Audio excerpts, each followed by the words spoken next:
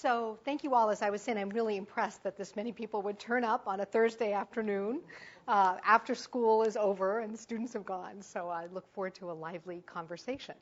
As Marcy said, you're going to be hearing primarily about the work that I've been doing at the Cross-Professional Teaching of Practice in Professional Education.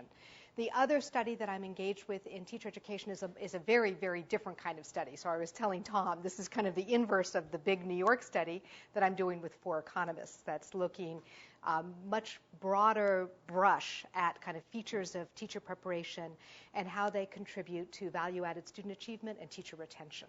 So that's kind of a policy-oriented study. This is a micro-study. This is sort of getting inside the teaching of practice. So I've spent a lot of time thinking about teacher education from both of these angles. But as somebody who teaches the English methods class and has been teaching English methods in teacher education for now a very long time, I'm very interested in this question of how we teach others complex practice. I'm particularly interested in this problem of how do we teach people these practices in the context of higher education? Why do we have teacher education located at a university? Particularly if you buy apprenticeship models of teaching. Why don't we just locate it out in the schools? There's a piece called 50 Reasons Why Universities Are Terrible Places to Educate Teachers. I recommend it to all of you. And I often give it to my students to read, to just think about, so why do we have teacher education in a university? What are the things that we can do here? So again, one of the questions I'm interested in is what role can the university play in the teaching of practice?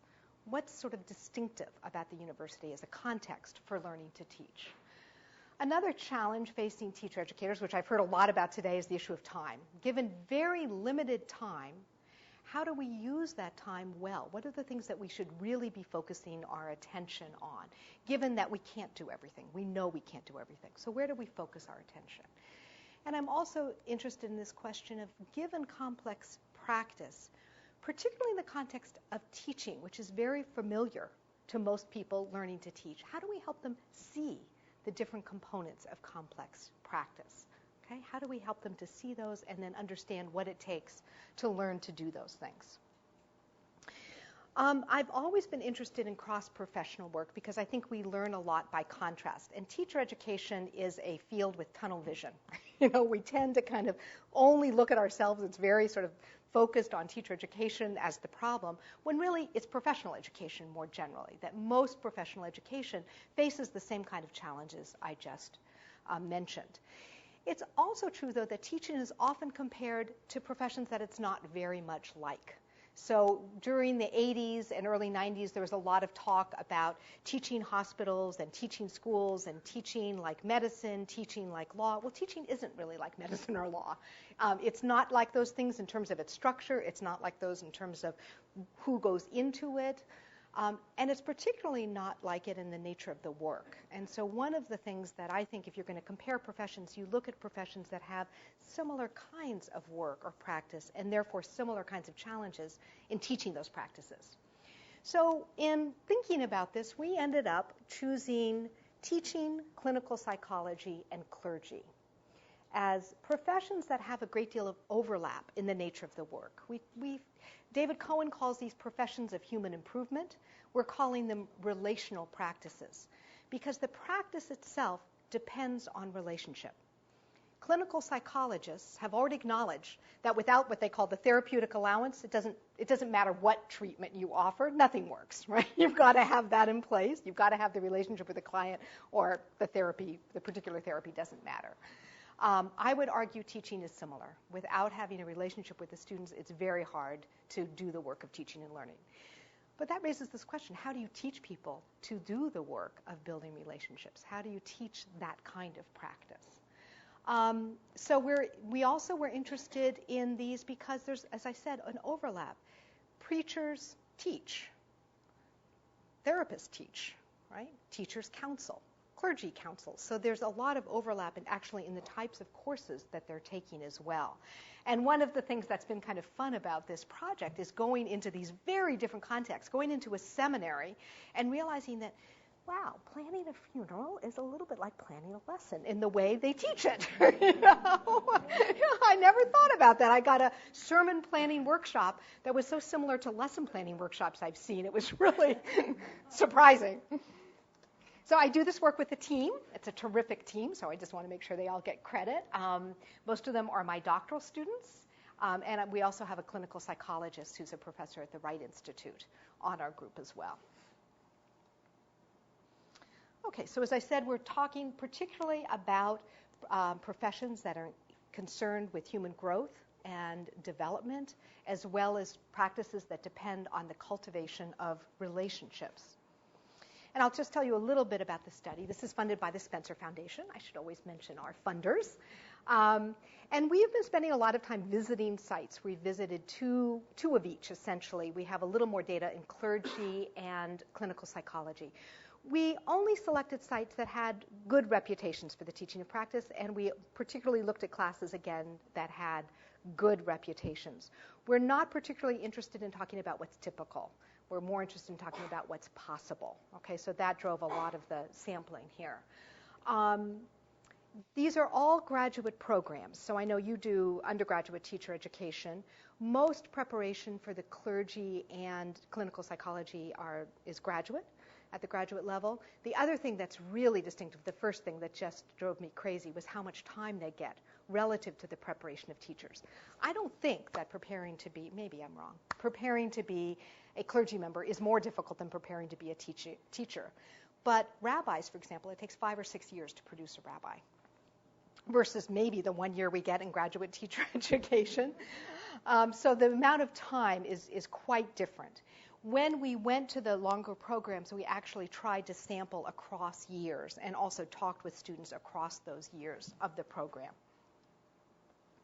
At each site visit, we spoke with program administrators, but we're not particularly interested, unlike my other study, in sort of program structure. We're really more interested in teaching. We had focus groups with students. Again, sort of they helped us identify which classes we should be going to see. We asked them about which ones had the biggest impact on their development as a professional in any of these areas. They gave us quite specific examples about that. And then we observed at least 6 to 8 courses per institution. We did multiple site visits because we realized that the first visit we were just beginning to get a sense of what was going on. So we visited these sites a number of times and then have also interviewed the faculty. But the data that we're relying on most heavily, and what I'll show you today, are actually observations of the classes, and particularly classes related to the teaching of practice. We didn't confine our observation to those, so we also observed classes in theology. I observed a class called Beer and Theology.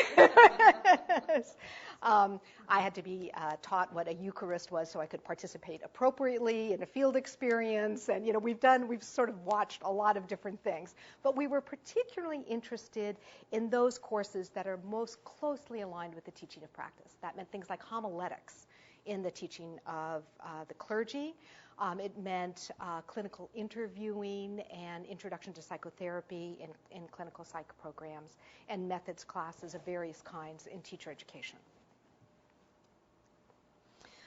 We've been, right now we have so much data. We're sort of still kind of getting it all organized and ready for coding. But we've been focusing particularly on both features that we've identified that I'll talk about today of the pedagogical practices, as well as the content of what's being taught.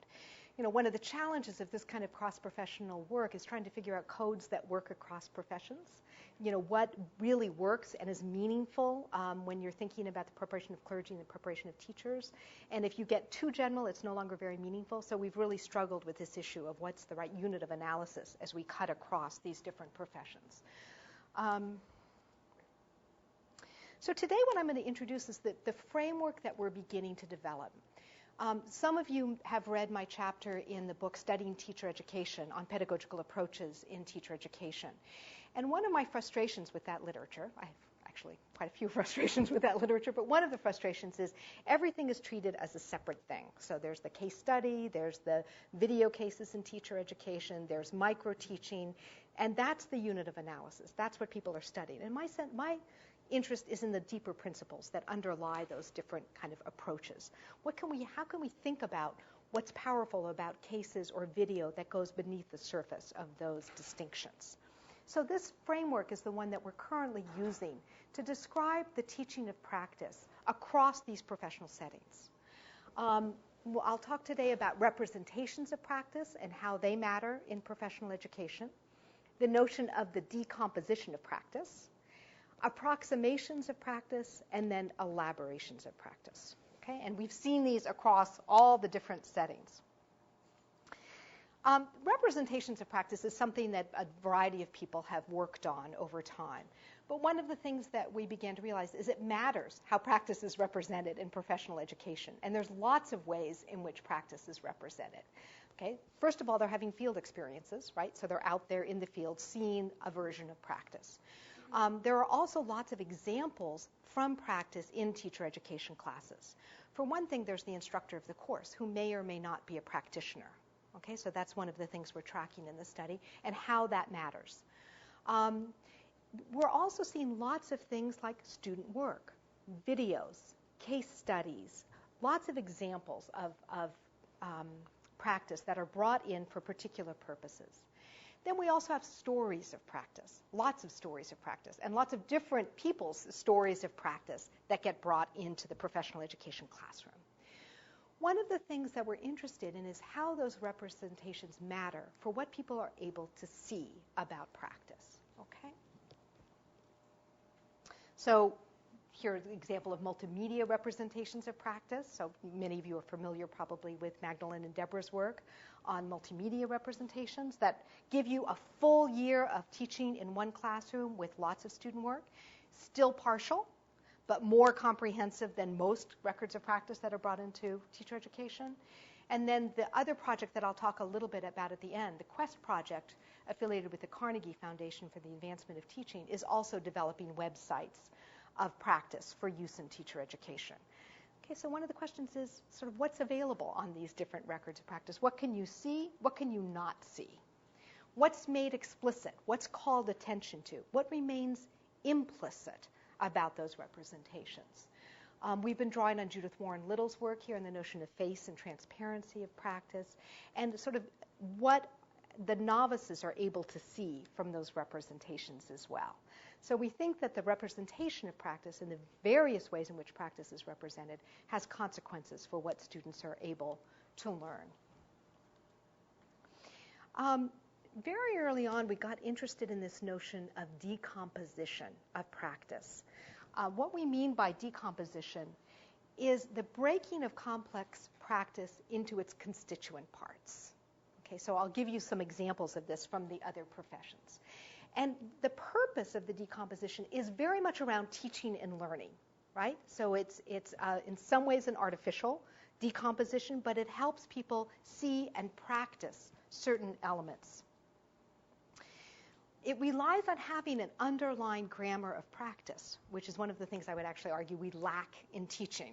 And clinical psychology in some areas has. So it's been really an instructive difference to watch them deconstruct the therapeutic alliance, for example. And relies on knowing where the joints of practice are. Where would you break it up, right? What are the things that you would focus on?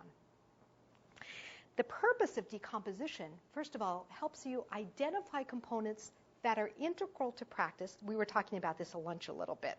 This notion of what's really important for novices to learn, right? What are the pieces of practice we could really focus on, focus their attention on, help them see, but also help them get better at, so that we would have some sense that when they leave, this is something they really know how to do, and it's consequential for teaching.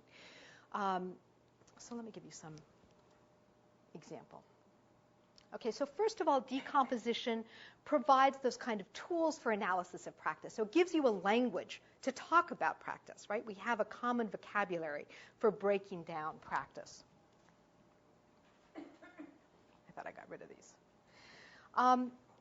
It also develops what I'm borrowing from Reed Stevens and Rogers Hall, this notion of discipline perception. Okay, by breaking it down, you're able to sort of discipline people's perception, their ability to see practice, and having that kind of grammar helps make that more visible.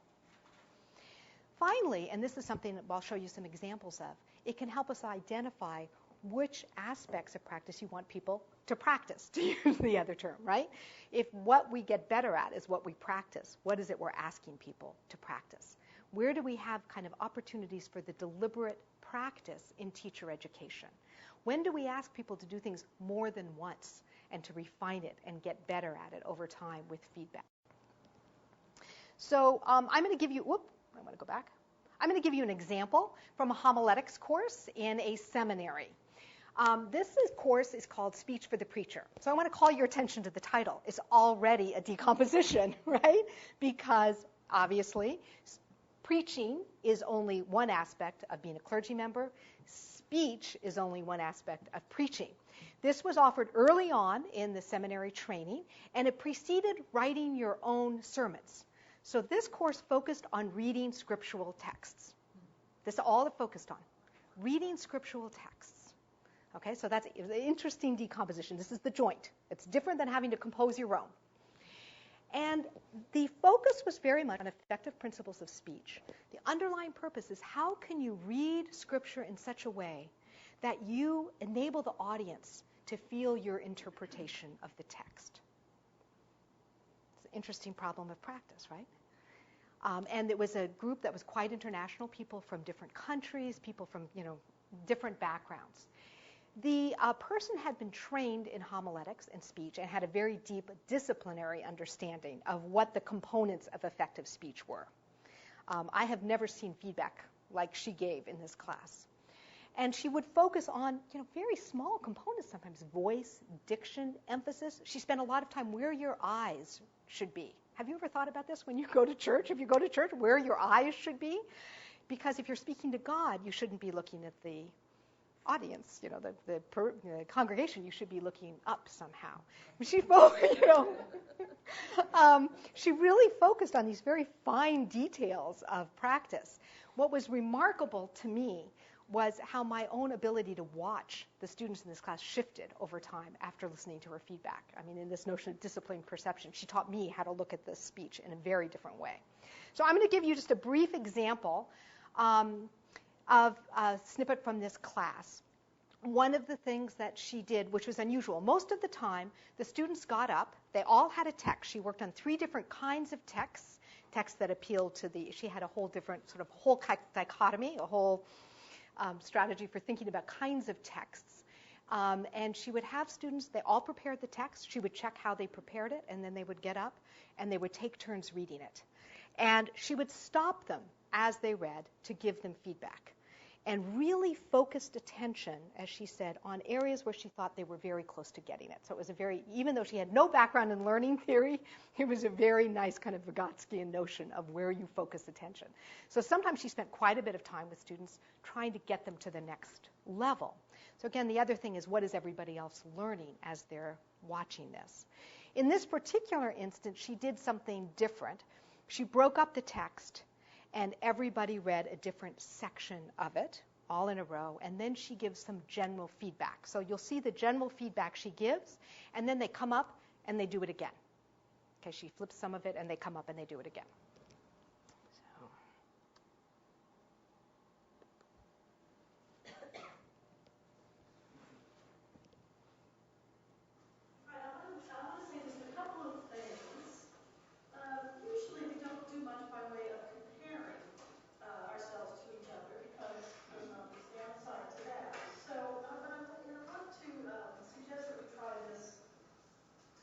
Just in a very limited way, and because I am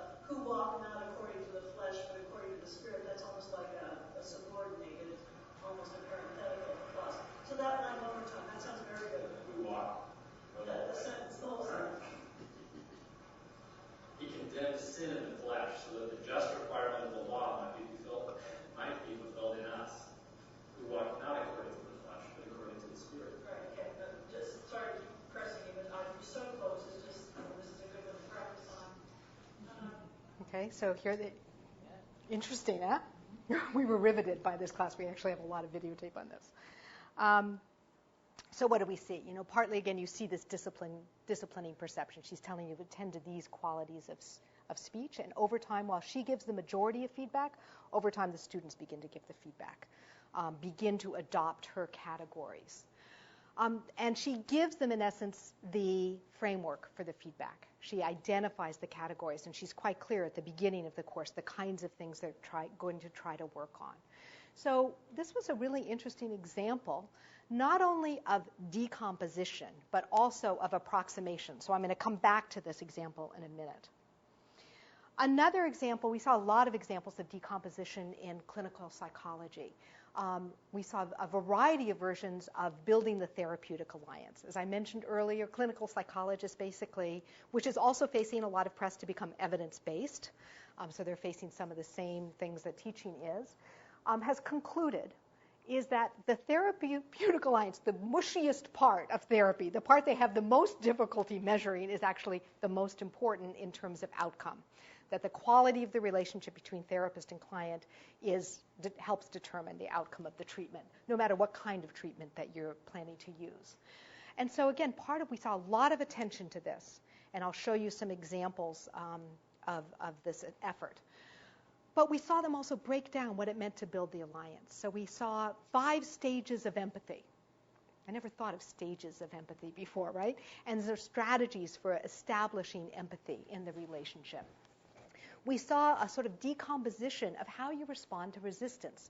We've just finished a paper on this whole issue of responding to resistance, because again, in all 3 of these professions, resistance is inevitable and often is a precursor to growth. In clinical psychology, resistance was seen as completely normal, and there was a lot of attention given to types of resistance, so they would break down to a decomposition of types of resistance, and then also ways to respond to resistance. Again, I think that's a contrast to teaching, where we don't necessarily portray resistance as inevitable, even though we know it is, right? Or give those kinds of strategies for dealing with resistance. So they had examples of rolling with resistance, siding with the negative, and I discovered these work in parenting as well as therapy. I got to think, that's a good idea. I think I'm going to try that with my daughter. Okay. The other big category we've been spending a lot of time on is what we're calling approximations of practice. That part of what we've been seeing, again, across professional education are approximations of the practice to be learned. You could argue that student teaching itself is an approximation of practice because it's not the full complexity. You don't have your own classroom. You don't teach the full day. There's a lot of ways in which it is similar to but not identical to the practice that you're trying to learn. But there are lots of examples of this. So we define approximations. They're different than representations. We spend a lot of time in this issue because you actually have to do something, right? A representation you can look at. Approximation, you have to take a role in. You have to do something, produce something, enact something. So we see these as opportunities to enact certain parts of the practice, where it's related to decomposition, in situations of reduced complexity. So people have made the task easier. They've reduced the complexity of the task. So simulations, in medical education, they're all going more and more to simulations for people to learn some complex things so they can practice on machines rather than people. But again, I would call that an approximation of practice. Approximations vary with respect to how close they are to the actual practice, and they also may distort conditions of practice. So there is a distortion involved in these approximations that's important to attend to, I think. One of the professors of clinical psychology told us, if you're learning to paddle, you wouldn't practice kayaking down the rapids. You would paddle on a smooth lake to learn your strokes. Now again, if you're in learning, this is not rocket science. These are people, by and large, who don't have a background in learning or education, but they've learned the kinds of things people need. We've also borrowed here from the work of Mike Rose, who did a really nice study that I always talk about on physical therapy, on the preparation of physical therapists. And one of the things he challenges is the notion of pure apprenticeship models, because he said there's many things that you actually can't see in a pure apprenticeship model. And there are instructional interventions that we do within university classes that help people see and then enact those practices. So he talks about, I'll let you read the quote. I don't need to read it to you.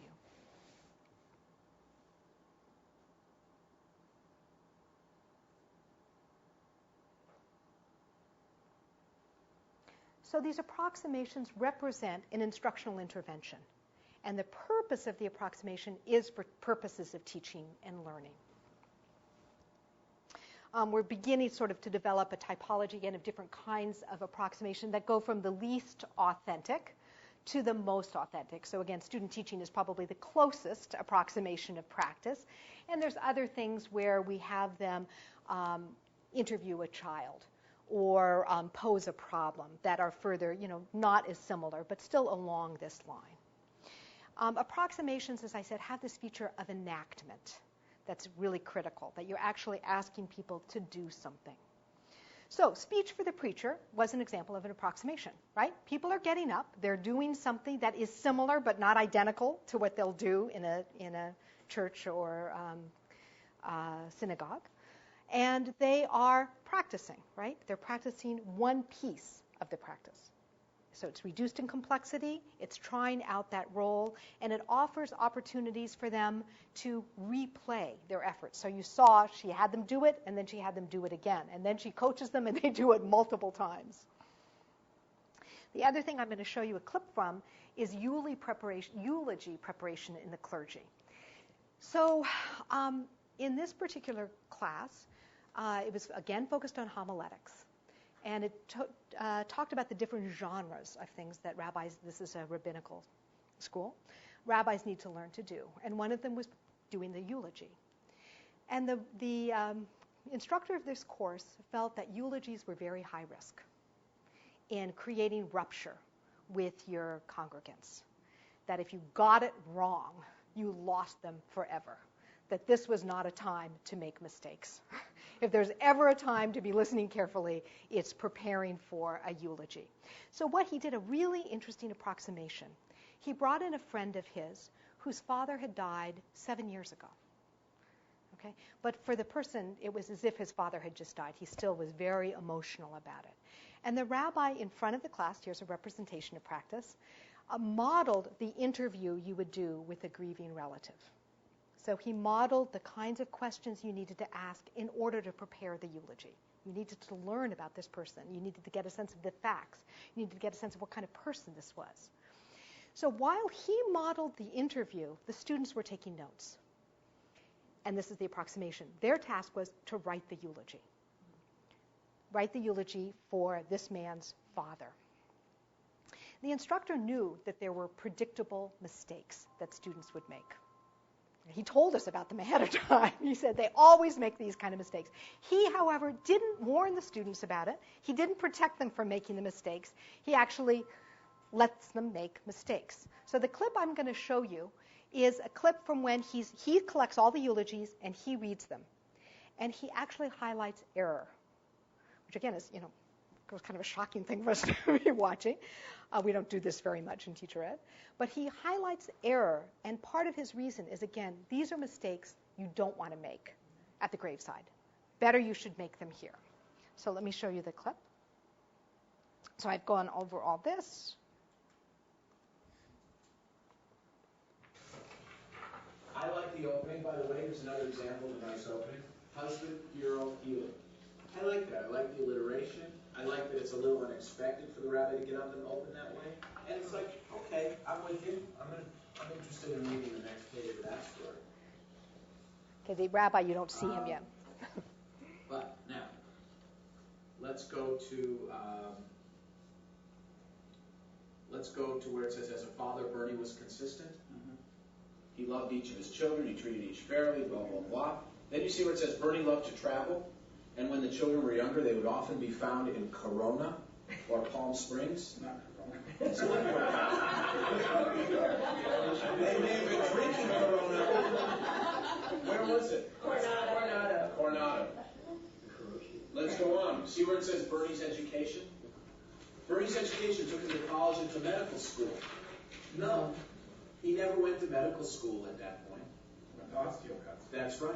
Now that may seem like a small detail to you, but now you've got the family saying, you didn't go to medical school, and they've missed the next paragraph because you pulled them out of the experience. Look at the paragraph that says Bernie stopped working, but he didn't stop living, which I think is a very good. Where are we? Bernie stopped working, okay. but he didn't stop living. I think that's a very good transition sentence.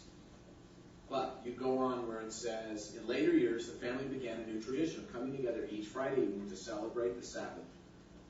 A time, Howard said, that's how I would put it, where his father enjoyed just being in the presence of his wife, children, and their spouses. What's the problem? Not all of them were married. Only one of them was married. Spouse. Now you've got the other two kids thinking, spouses. Now I bring this up, many of yours have these small details wrong, because it's not only names that can trip you up and pull the mourners out of the experience. It's any detail.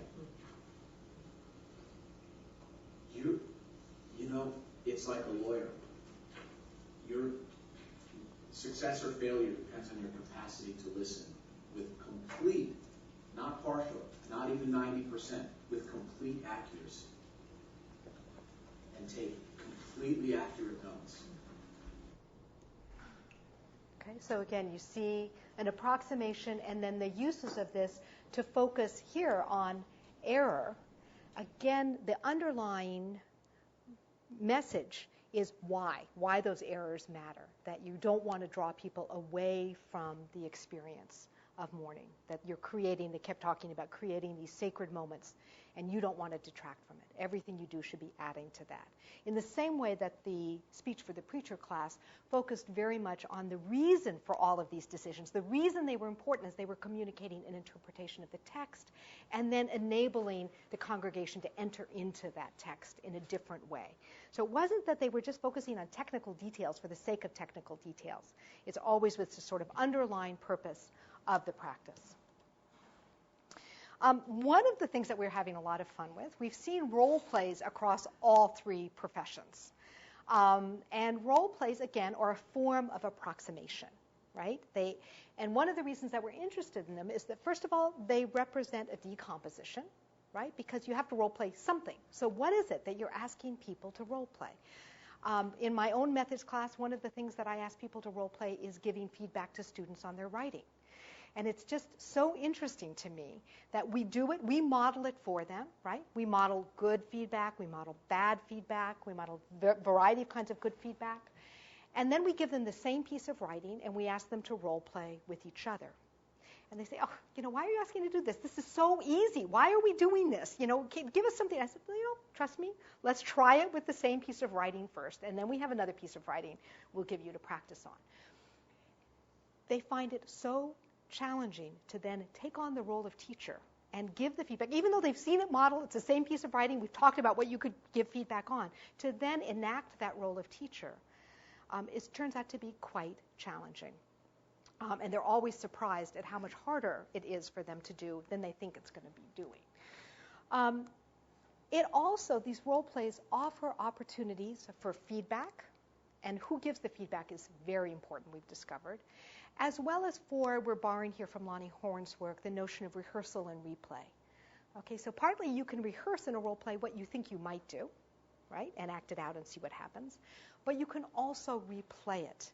And one of the things that we've seen a lot of, particularly in clinical psychology, is replays, where they say, now let's talk about what you just did, let's reframe it, let's try it somewhat differently, try it again now. So they stop it and start it many times. You saw that also in the Speech for the Preacher when they're doing that kind of approximation. One of the most characteristic pedagogies we've seen in clinical psychology is actually the videotaped role play. So the homework is to go home and practice various pieces of establishing empathy, for example. So it's a decomposition. They're asked to take this home. They pair up, and then they take turns acting as the therapist and as the client. And then they show those videos in class. So you, again, have this sort of representation that's brought back into the class. And what we're interested in, again, is how, over time, when they're asked to do that same kind of work over time, they begin to take on the role in a different kind of way. You can begin to see the shift and how they enact that role. So here I'm going to give you an example of a role play in clinical psychology. The man is serving here as the therapist and the woman as the client. And this is an example of something that you might want to practice in a setting like this before you get out into the field.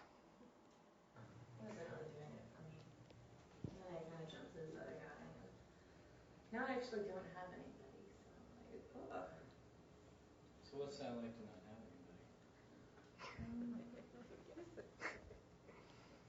I don't know. I guess I just have nothing to do. What about you? Do you have anybody?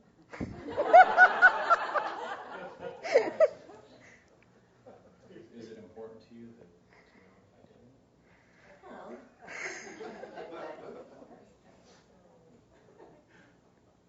What do you look for? well, like I said, good-looking guy. I mean, obviously, I don't know how you are in bed yet, but.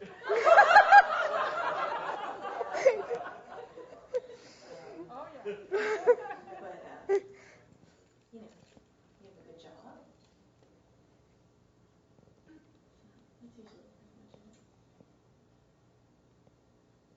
Is there anything else?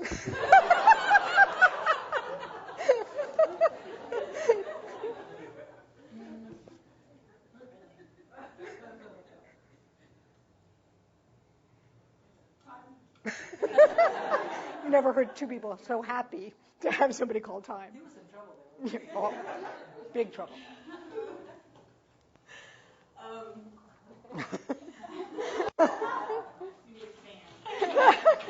No, I mean, at first, like, I was, I was just trying to be a little flirty, but then I was like, well, maybe I should just lay it on and see what he does.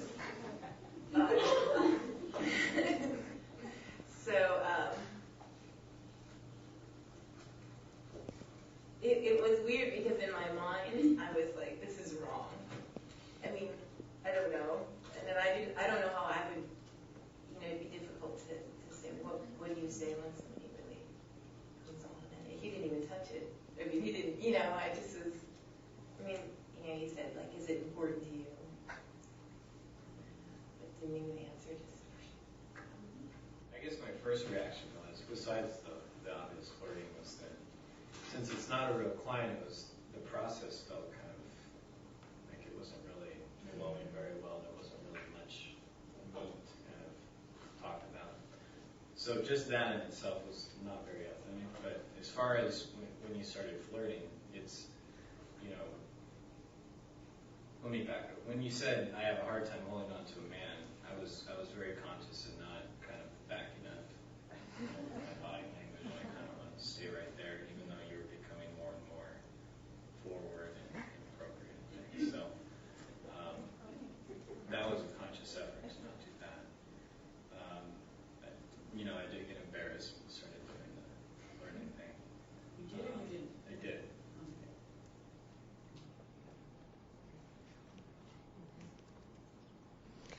So again, we see these as opportunities, first of all, for rehearsal, to take on the role, to practice it, to try it on, to see how it feels. It also, again, you are able to encounter some of these challenges, the predictable challenges. This is actually one they talk a lot about in clinical psychology, and warn them this is going to happen. So you need to be prepared how to deal with it when it does happen. You can see how ill-prepared he is to deal with it at the outset. And how they begin to work on that over time. But again, to choose predictable but challenging problems of practice, sort of to identify those and have people have opportunities to engage in those. It's also artificial, and he picks up on the artifice of it, right? It's not the same as a client that you already have had a relationship with. So there's features that are different. But it's also true, he doesn't in the moment know how to respond. So that's the piece that the instructor is targeting right now to focus on. And then, as I said again, in a role play, as opposed to the real classroom or the real setting, you can try it again. Right? You can get some feedback. You can try out something else. The final piece of this are what we're calling elaborations of practice. So again, it's I mentioned the sermon planning workshop and some of these lesson planning workshops I've seen. We ask people to do very elaborated versions of practice in professional education that we don't expect them often to do out in the field. Think of the lesson plans we expect, the unit plans. I don't know about your students. My students do a unit plan that's this thick. And I keep telling them, the point is not the product, because you won't have time to develop this kind of unit plan when you're out in the classroom. I don't want you doing this when you're out in the classroom. It's a process of pedagogical thinking I'm trying to help you develop. So we're elaborating it. We're having you do lots of things and to stretch them out in ways that are not typical of the way you'll work when you're out in the field. But this is, again, for the purposes of teaching and learning. I have my students do a 15-step writing assignment in the first quarter, where I have them really think through what are all the stages of writing, what are all the different challenges that students might encounter, and how can you provide the scaffolding for those. And I want to see it explicitly. Now, I don't think they're going to do 15-stage writing assignments when they're out in the field, but it's a way of making, again, visible and elaborating and then getting them to practice that in the context of professional education. We saw this across, again, professions, where for example, in these role plays, sometimes what they'll ask the students to do in clinical psych is to transcribe the role play and then code it using these decompositions of practice.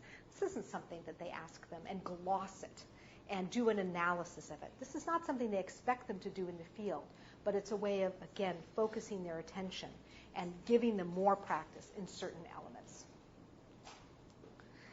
So, again, partly what we're in the process of developing, as you can see, is this framework for thinking about all of these elements involved in the teaching of practice. I didn't give you very many examples from teacher education, in part because I'm assuming that teacher education is more familiar to you than these other professional education. But I'm going to give you a little example of how I've used it in my own work in teacher education in a moment. One of the things that struck us, though, is that unlike clinical psychology, we don't have very good frameworks for parsing teaching into its constituent parts. It's one of the reasons I actually think that ITIP, anybody remember ITIP, Instructional Theory into Practice, Madeline Hunter, the 5-step lesson plan, why that refuses to die is because it's one example of the decomposition of practice that has been very useful for novices, right? Even though the rest of us might throw up our hands, it's there. I keep running into it years after she's passed on. Our goal, again, is to identify principles that underlie these different kinds of specific approaches so we get a deeper understanding of what is it that we can do in the university classroom. You notice we focused mostly here in the university practice, although we've gone out into fields, we watch supervision and field experience as well as, again, a better understanding of what it is students are learning from these various practices. I just wanted to talk really briefly before we stop for questions about another project that I'm involved with. This is the third project called the Quest Project. And this is developing web-based multimedia representations of teaching for use in teacher education. So one of the things that I've thought about is the ways in which it enacts many of these ideas. So we use the website that you saw earlier of Yvonne DeVons Hutchinson, who is a very experienced English teacher in Los Angeles. And her website is a wonderful example of discussion. Discussion is probably the most core pedagogy in the teaching of literature. That's my field. It's also poorly done. Okay? And it's also difficult to teach. I've been trying to teach this for many years, and I've always found it challenging. And I've done what many other instructors have done. Part of the problem is everybody's bringing a different idea of what discussion looks like into the room. They all are in different settings. They're seeing different things. Secondly, most of what they're seeing isn't the kind of student-centered, text-based discussion that I'm trying to advocate. We all have these problems, right? We're trying to develop practices they're not necessarily seen in the field. And the third thing is discussion is one of those practices that looks deceptively easy. Right? Nobody in the room thinks this is hard. When we start out, they think, what's so hard? You ask questions. And they all remember their seminars in literature where they just love discussing the text, and they just know the kids are going to be so excited about discussing Romeo and Juliet that there's not much work to be done. So, it qualifies for me, in the teaching of secondary English, as a high leverage topic to focus attention on, right? It's something that I know they're going to have to do in the field, that most people don't do well, and that it has consequences for student learning, what students are able to learn from these discussions of literature. So one of the things that I did is the initial representation, the initial website, only showed the final year-end discussion. So it happened in May. Now, any experienced person knows that what happens in May is a function of everything else that went on in that year. Novices don't know that, right? So they look at that and they think, oh, look at that, isn't that wonderful? That's so easy, I can do that. So when I first saw the website, I thought, the representation is incomplete because it doesn't show all the work that she did early in the year to prepare teachers to engage students to engage in this kind of discussion. So we went back and we actually added videotape from the beginning of the year when she teaches them to annotate text. She teaches them to ask questions from text. She teaches them how to disagree with each other. I mean, she actually has taught all of these features of discussion quite explicitly, and you would see none of it if you only looked at the final. She plays very little role in the final discussion. So one of the things I did is to develop an assignment for my students. This is what I call a decomposition, breaking down the leading of discussion and preparing students for discussion into constituent parts. So part of it is establishing norms. How does she establish norms around discussion? What does classroom participation look like? How does she encourage people to participate? Who's participating? Who's not participating? The role of preparing people ahead of time around the text for discussion. So I gave them, again, a set of questions with which to investigate this representation of practice. They then brought it, after they did that, I had them do it in pairs, and then they had to lead a discussion with their peers. So we have an approximation. They actually had to enact a discussion. They had to lead a discussion, easier with your peers than with kids. Easier because everybody's read the text, right? So it was reduced complexity. But they have to practice leading a discussion, right? So they're actually now trying to do the very thing that they're studying. So I'll just show you a little bit of this. The anticipation guide both before and during the discussion? And how does having such a guide contribute to the class discussion? So I prepared a little anticipation guide for our discussion. So she's using the strategy that she's studying. More than about 30 seconds on it. I'm just curious if anyone, before we actually start talking about it, if anyone feels strongly about any of these. I feel strongly that number 2 is false. That you can't just assume that honors level students know how to conduct a proper discussion, because often, or at least in my experience, I found the honors students tend to dominate, or at least a few of them are used to dominating the conversation, and they don't always know the other parts of discussion about listening, about respecting other opinions, about building on other opinions. And I think that that's something that needs to be emphasized in any level of discussion, honors or whatever. Okay, so the first clip I'm going to look at is 3 students discussing their answers to the anticipation guide. This is before they actually jump into their whole class discussion on a call to assembly. And one thing that I thought was particularly interesting, and it won't be set up for you to know this, but she encouraged students to pick partners that were different from them, either gender, race, ethnicity. I'm assuming because their responses would perhaps be different based on that. Oh, and actually, Pam, before you start, I don't know if everyone got a chance to see the anticipation guide. It was actually on the CD. So the students were asked to... I'll stop there.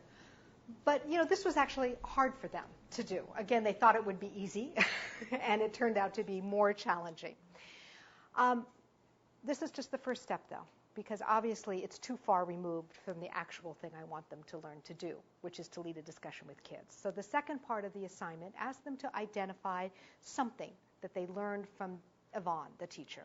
A strategy, the use of an anticipation guide, setting different norms for participation, making explicit norms, using sentence starters. That's one of the other things that Vaughn did was to give kids ways of entering academic discourse through these various kinds of sentence starters. So I said, just look through and see something that would fit within your classroom. Think through, what would work, plan for discussion, and then try it. Videotape it, and bring it back. So here we've got, again, another approximation, but closer to the actual practice that I want them to do. And here you see a little clip, I'll just show you the beginning of it, of one of my students beginning to establish the norms for discussion. This was the first whole group discussion this classroom had had. Behind her in the board you can't quite see are the sentence starters for how to disagree, how to get into the conversation. They're all listed behind her. It's okay to have silence in discussions. I know you guys, a lot of time you're thinking, you're looking for evidence, or you're trying to figure out how exactly you're going to put something into words. And so silence is okay. I don't want you guys to feel uncomfortable just because nobody's talking in the room. But the important thing is that you're also thinking during silences and not just waiting for someone else to do the talking to do it. So try to take that responsibility on yourself and make sure that you also are thinking, well, everyone else is looking for something to say. I know some of you are really uncomfortable with talking in groups, and that's okay. And a lot of you have made an effort since the beginning of the year to talk a little bit more, and that's really great. So if you can talk, we'd love you to contribute whatever ideas you have, even if it's just reading off your own paper, that's okay. And we're here to assess what you learn, and if you don't say anything, we don't know if you understand the story or not. So if you have questions, go ahead and ask, because that's how everyone else learns too. And I'm sure a lot of people have the same questions. So before we start. Let me go back. So again, what you see is her effort to now enact this, to try this out, to try to be more explicit, because again, part of what my students believe is that you just launch into a discussion, right? And everybody will join in eventually. And so part of what they learn from this is, it's, as one of my students says, it's not just magic. He said, I thought it was sort of magic the way this happens. I didn't realize how much work went into this. Nobody told me you had to do all these things ahead of time. And they're beginning to learn to do that preparatory work. They're still at an early stage of it. And I think this enactment piece is one that we often fail to do in teacher education, that we have lots of approximations that have them do the planning piece, and then we do lots of things around the reflection piece. But this kind of very intentional enactment of these practices, both in the university coursework and then being able to bring those enactments back into the teacher education classroom through video, is one that we, since micro-teaching in some ways, have dropped. So I just wanted to give you a sense of how this could work in teacher education too, and stop there and open it up for questions. Yeah? One thing that struck me throughout is the culture of critique and feedback.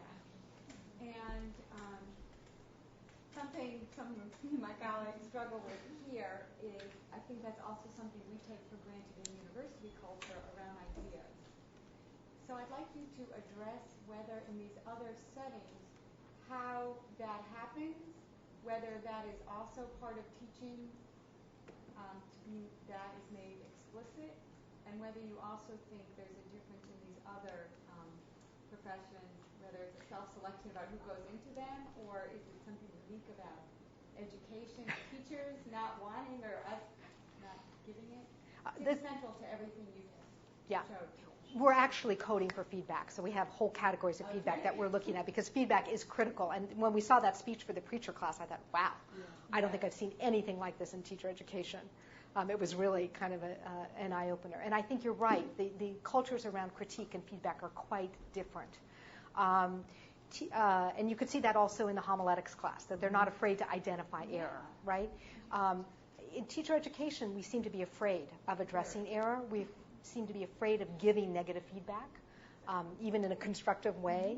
And so one of our categories is affirming feedback. And there are lots of that in teacher education. Then we have corrective feedback, we have directive feedback, and we're not seeing much of that. In contrast, very much in contrast to clinical psychology. And I think they established that. I don't think the people are very different I mean, one of the reasons I think this is an interesting comparison is that similar kinds of people choose these three professions. And in fact, when we started this project, I was telling Rogers that the first person we interviewed was a teacher who had been in clinical psychology. The second person was a rabbi, I guess maybe it was a rabbi who had been in a clinical psychology program. Another was a clergy member who had been a teacher. There was so much overlap in the professions they had considered that I don't think the people are that different. They're all people who want to make a difference. You can see the kinds of people that helping professions draw. But I do think the cultures are quite different. And one of the things that you see very early on in the clinical psychology work is, first of all, they're expected to be videotaping their practice and bringing it to the setting, even before they're in practice settings, right? So that's why they're doing the video role plays, because they're not dealing with real clients yet. So from the very almost first week of class, they're asked to take on that role, videotape it, and get feedback. And they do the feedback in a variety of ways. It's both individual and group, but a lot of it is group. And you saw that in the homiletics class as well. It's group feedback, so it's public. Part of what we began to see is how that public feedback means other people are learning from it as well, right? They're learning from the kinds of errors that other people are making. And it's often errors that they could make as well. So the homiletics professor on the eulogy chose errors that were characteristic. There were errors that lots of students made to focus in on. So yes, I think this is a critical, and one of the questions might be, how do we develop that within our culture? It's a cultural thing, but something you said earlier is also really key, which is we don't have a theory of what the critical components are. Right. Teaching is filled with blah, blah, blah about strategies and thises and thatses, and it's a collection of stuff, but it's not tied to anything functional. Yeah, so the category. So again, this problem of the categories of feedback are related to the decomposition of practice.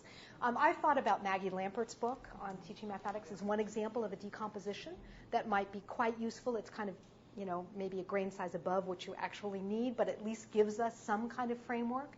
But I think it's something that we need, both generally, but also within domain specificity. I mean, we really need those domain specific. So for example, unpacking discussion. Discussions of literature. Another thing I spend a lot of time with my students on is strategies for reading literature. Because again, most secondary English teachers think they're teaching Beloved. And my job is to convince them that, no, what they're really teaching are strategies for reading complex text. and they're going to use those in reading Beloved, but that's part of their job. And breaking down, identifying those strategies, making those strategies explicit, developing some framework, we're kind of inventing it because the field hasn't done that work yet. You have examples in elementary math and reading where you've got them, but we don't have them across the board. Pam touched on this here, but I'd be interested in sort of your responses to what's different in teaching, I think, as opposed to preparing for other professions, is this whole idea of Lordy's idea of apprenticeship of observation. So I'd be, the 14 plus years that people spend in schools who then think that they know what it means to be a teacher. After all, they spent 14 years in classrooms. So I'm interested to know how that, coming up against that in the teaching profession versus, after all, perhaps we've done 14 years of observation as ministers and rabbis, but not quite as many hours. So I see that as different because as I was looking at these examples, I saw an openness to knowing that they didn't know. And I think that the one obstacle that I deal with a 19-year-old telling me that they do know, and they know it in the complexity of where they are. So it's kind of walking that path of accepting where they are and getting them to be open to what they don't know. Mm-hmm. Yes, that's one way, clearly, in which the professions are different. Although they also do have images of the practice developed either from their own experiences in religious settings, so that particularly in the clergy, there's quite strong images of the kind of minister they want to be, for example, based on their home minister. So it's analogous, I would say. So what are the implications as you see it? One of the, it's something we already do in teacher education, is to spend a lot of time, in a sense, making that apprenticeship of observation visible and open to scrutiny. So we see more attention to that in teacher education than we saw autobiography. autobiography is one of the pedagogies that's just all over the place in teacher education. We didn't actually see it in the other professional education programs. And that's, I think, a response to the importance of personal biography and learning to teach. But I think we might spend too much time there. I mean, I think the other thing is to give them stronger images of what it is that the practice really entails and opportunities to try it out. So I think we're stuck in some ways in autobiography, and we need to move beyond that. Yeah. I'm wondering where they, in this framework that you're describing, where they put the pieces back together again, where they compose. Because sometimes I think we do too much decomposition, and I find students are really good. For example, in typical teaching practice, they get really good at asking questions and clarifying misconceptions, etc. But then putting those four things together to provide guided instruction is really tough for them. So what is that composing? Right, I know, because it's not just decomposition, but recomposition of those pieces.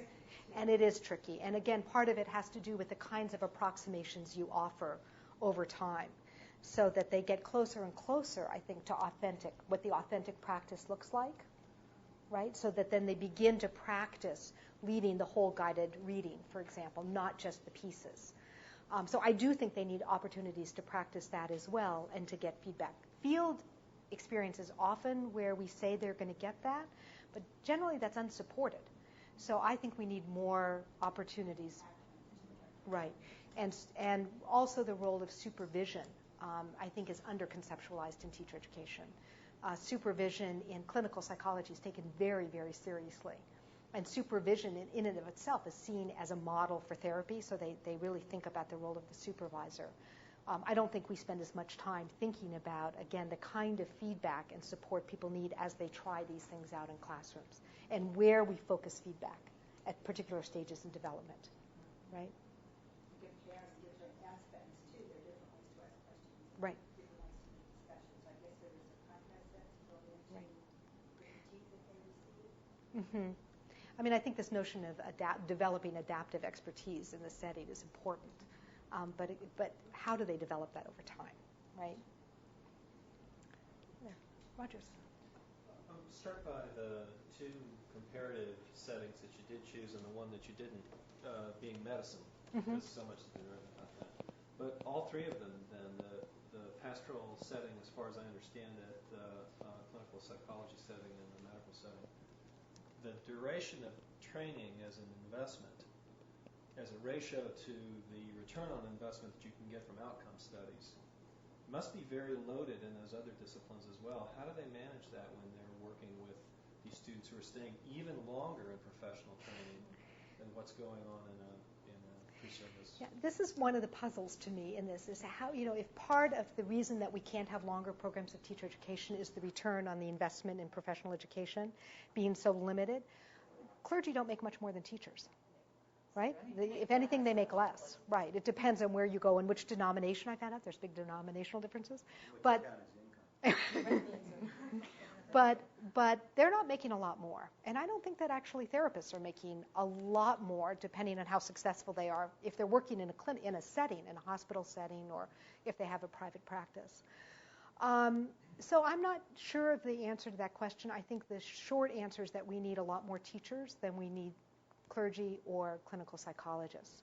I think, it's just a question of scale.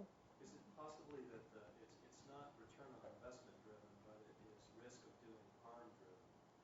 So the risk of doing harm in medicine, pastoral counseling, and clinical psychology is pretty dramatic by comparison with the risk of doing harm in teaching. I know you said I guess it depends. I actually think you do great harm by bad teaching. Yeah, but most things are not. Yeah.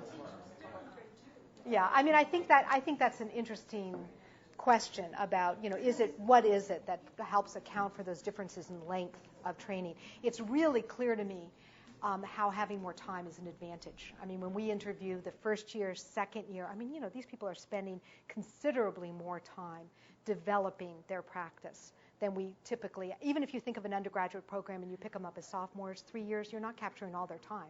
They're doing lots of other things in that. One interesting thing is the clergy is also suffering a problem of supply.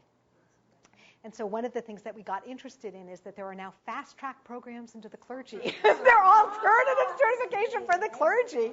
And because they don't have enough people to fill the pulpits. And so we were going to do a comparison of an alternative route teaching and alternative route clergy. I mean, they're taking lay people. It's very similar to some alternative routes in teaching. The demand is high and the supply is low. And the average age of people in these seminaries has also gone up quite a bit. So people are choosing it as a second career, and there are a lot of people coming from other countries. So it's really, there are some analogies to teaching here. Yeah. Well, I was reflecting on my own training, both as a teacher and then as a psychologist. See? Within-person cross-professional analysis. Beyond sort of the length, I was thinking about how personalized my training was as a psychologist as compared to my training as a teacher, which was, the scale was much larger in the number of people who were in the class, and it was much less personalized. And I wonder if that's part of the investment that people are willing to put into maybe becoming a clergy or that it feels more intimate, almost boutique-like in the training as compared to the way we often train teachers. Although, again, it depends, because some of the programs were larger, and some of the class sizes were about what we saw in teacher education. But I think the kind of supervision they got was much more personalized. And they belong to supervisory groups that, again, stick together, and that's a big component of the curriculum. So I think that, I think there's that as well. You made a comment early on, I think, about there wasn't much critical feedback given in teacher education, and somebody else picked up on it a little bit later. Recently I was reading on Claire Fernandez's work on using Japanese lesson studies with USA teachers. In one of her studies, she also had Japanese teachers that were doing it. And what stuck out there was that U.S. teachers were not willing to give each other critical feedback. And it looked, so it didn't work. Because that's what lesson study was all about. But for the Japanese teachers, apparently, they didn't personalize it. The critique was of the lesson and the work. It wasn't of the person per se. Right. And I'm just wondering, as you look at this and you see this lack of critique as a part of learning to be a teacher, do you think that this is a product of teacher education, that the teachers' lack of being able to or willing to critique each other because that's what they think teacher education is about, no criticism? I think there's a couple of different responses to that. I just say it seemed pretty debilitating. Yeah. I've also, Sharon Feynman members their study of Chinese mentors and American mentors. Have people seen that work? The Chinese are very directive. They say, you should do this, now do it, and now I'm going to tell you what you did wrong. And it's very, very direct, what we would be coding as directive feedback. Whereas the American teachers saw that, and they thought this was terrible mentoring. How could anybody do that? And their mentoring was, nice job. I really like how you're doing that. I think that's something you want to do more of. And the Chinese said, well, what's this? This isn't mentoring. So, I think there is a cultural issue in this country around teaching. Part of it is, again, it goes back to the personalization issue. One of the codes that we have is negotiating personal and professional. The other thing that's similar across these professions is the use of self. The self is an instrument of practice in all three of these professions. You can't get around it, right? You've got to be able to use yourself in certain ways. In teaching, the way we've handled that is to say it's all a matter of personal style. There's lots of ways to teach, and you should do, what feels good to you, and nobody's going to critique anybody else because it's very personal, and it should be an expression of who you are. We don't hear that in the other professions. They're very clear on the role. There's a lot of discussion of the role, demands of the role, and expectations. So the separation of it's still an issue in these other professions because dealing with the issues that come up in clinical psychology evokes all kinds of stuff for the therapist, and they're very explicit about dealing with issues of countertransference. It's right there in the classroom. But it's seen as a professional problem, right? And so I think there is this separation of person and role that we don't quite do in teaching. It's so much, this issue of personal style. So do you see that as a goal? It should be a goal of teacher education? I think to decouple that, in some ways, yeah. I mean, I think being able to critique the work and not see that you're critiquing the person. You do that at STEAM? We try. We try. I mean, what you didn't see is after Lily videotaped her classroom, she actually brought that video back to my classroom. And she showed a clip that was really troubling her. And I told them, I said, I don't want you to bring in a clip that shows you at your finest. I want you to bring in a clip that really troubles you in some way, that puzzles you, you don't understand, you want help with. That's the purpose of showing video, not to have everybody say how good you are. And she brought in a clip where she thought that the students had fundamentally misunderstood the text and was wondering about her role in that and and it's a classic, again, it's a perfect dilemma in the teaching of literature, right? Is you want kids to develop their own interpretation, but how do you have it remain grounded in text? So I think we're trying, right? But I think in general, it's not something teacher education does well. And the danger of it is that when it tries to do that, it often turns to these routinized things, like the supervisor who comes in with the checklist to see how many times you do this, this, and this, or the other thing. Again, because it's under-theorized. Yeah, there you go. Right. There you go. Right. So that's what that turns into. Mm-hmm. Yes. Do you think the practicing of or enacting more within the training program would help propel professional communities of teachers, which I think are probably a lot stronger with those other two professions? That would be my guess, but I don't know if that's true. But do you think there's some transfer between the training, and then once they get out there, then maybe they would be more open to sharing and providing more feedback on instruction? Well, again, therapists are told during training that, they're given a lot of experience giving each other feedback, and that's an explicit goal of the program, is to teach them to give each other constructive feedback. Because the notion is someday they'll be supervising somebody else. Think cooperating teacher here. And so they should know how to give feedback and be good at it. But then they're also told that when they graduate, they should become a part of a consulting group, and that there are problems of practice that they can't solve on their own, and that part of their work involves being part of a larger consultation group that they can bring those problems to, because they're going to be too close to it to be able to solve it themselves. So the kind of feedback, the kind of supervision they get is a model for what they're expected to do. So yes, I think there is a direct analogy. And again, in our own work on professional communities among teachers, this issue of feedback and people's willingness to really engage in any deep critique of practice was a real barrier to improvement. Yes? I believe that in our schooling, there's a real culture of competition. And it causes the very best teachers not to become mentors and to hide their secrets and their magic tricks.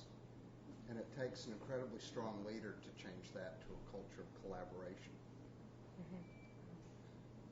And I don't know how you make the jump from the competition in free-service classrooms, how you make that leap to the collaboration that you would like to see in a school.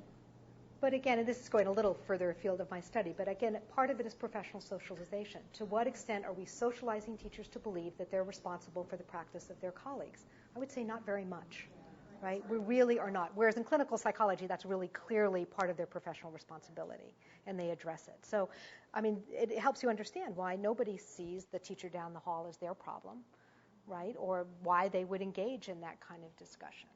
So I think it does go back to the kinds of messages that we're sending in teacher education and professional education. With the cultures of school, let's just take secondary, where there are individual cultures within school around the disciplines, is really sort of counter to what I would call teaching as communities of practice versus teaching as a solo act or within a discipline. And so in preparing really see themselves as in a community. It has changed the way we thought about preparing our teachers in terms of creating a community of practice and developing their own professional community. Again, it would be interesting to reanalyze work on professional community and see to what extent there are some clear frameworks around teaching and learning that are quite explicit. Either the habits of mind work and the CGI work has a very clear framework that decomposes, that in essence, maybe one of the ingredients you need is some agreement about sort of the nature of teaching and learning and what we're going to look at and what we're going to focus on, as opposed to kind of a diffuse notion of we're going to improve classroom practice. That's what I wanted to ask you about. If we went to different institutions that prepare clergy, that prepare clinical psychology, is there agreement, and where do those agreements come from? What are they based on? I think there's probably a lot more variability in the clergy. Again, partly, there's different denominations. We're straddling different religions here. We're interested in what's common, but there's a lot of variability in what they might agree on is good. Even this question of what good effective preaching is a matter of some debate across denominations. Or where the joints are. But in clinical psychology, there actually is a fair bit of agreement around that, and I think it's partly coming out of a press that we're experiencing as well as, so why do you think this, so they've developed different kinds of therapy. They have categories of therapy. And one of the reasons that we were interested in clinical psychology is, like teaching, there's not a single model, right? So most of the schools that we were looking at had to think about how do you train people in kind of Rogerian therapy, CBT, cognitive behavior therapy, which is effective for some things and other. They had a range, just as we have, kind of a range of different approaches to teaching. What's interesting is in teacher education, again, we think we have to choose one, right, and reject the others. In clinical psych, they actually think people have to be exposed to more than one, and then specialize in one, so that they know something about these variety, and then the schools differ on which ones they offer, but most of them that we saw dealt with some of the controversy over it by saying, well, there are different schools of thought about what might work. I think they've also spent a lot more time on issues of diagnosis and assessment than teaching has to get more common agreement around that. Yes? In education, there's some thrashing around going on about predispositions of a good teacher. And it seems to me that in some ways you're trying to get down to the bottom of that and identify them and get at how do you in fact get that across to people. I don't know that we deal with dispositions so much, although dispositions are obviously a piece of that, as we're dealing with practices. And one of, again, I think the things that teaching differs in. So we saw a course, as I mentioned, one of the issues we're interested in is the negotiation of the personal and the professional. So we're seeing this across all three professions. How do you deal with, as a clergy, actually, it's a very big issue, because you go to the supermarket and everybody says, oh, well, there's our minister. Let's go up and ask a question. How do you have to conduct yourself in your personal life if you're that kind of figure within your religious community? We saw a class in that, again, addressed issues of disposition and identity within teachers. One of the things that was striking about it is while it opened up this whole category and had people talk about their own backgrounds, talk about where they were coming from and how that might affect their ability to work in an urban school, it actually didn't go to the next stage of telling them what to do about this, right? Or what kinds of impact it would have on practice itself. So it raised a lot of issues, but it didn't take it anywhere. At the end of class, we didn't know where it went. Whereas, again, in these other professions, clinical psychology is a really good example, where there's a lot of attention to that because it matters. If a therapist has a hot spot, that's going to come out in the therapy, right? And they've got to figure out what their own role is in things when things go awry. So they've got to be very self-aware, and they cultivate self-knowledge. They make it an explicit priority. But then it's attached to, these are the things you need to do, right? These are the ways you need to monitor yourself. These are the ways you need to back out when you realize that so it comes with something to do about it.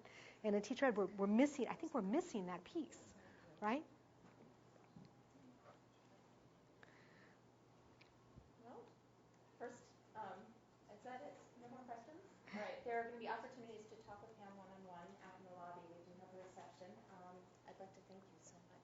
But